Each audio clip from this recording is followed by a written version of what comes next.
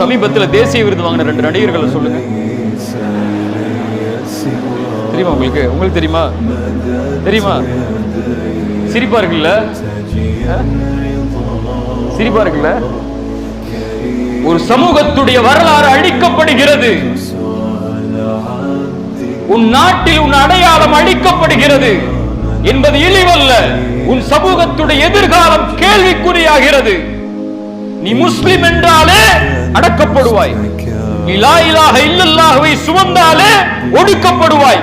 உன் வரலாறு முழுவதும் நாட்டிற்காக நீ போராடினாய், இந்த நாட்டிற்காக உழைத்தாய், இந்த நாட்டிற்காக பங்களித்தாய் என்ற வரலாற்று சுவடுகளே இல்லாத நிலையை உருவாக்குவதற்கு ஒரு சமூகம் திட்டமிட்டு முயற்சி செய்து போராடி கொண்டிருக்கிறது.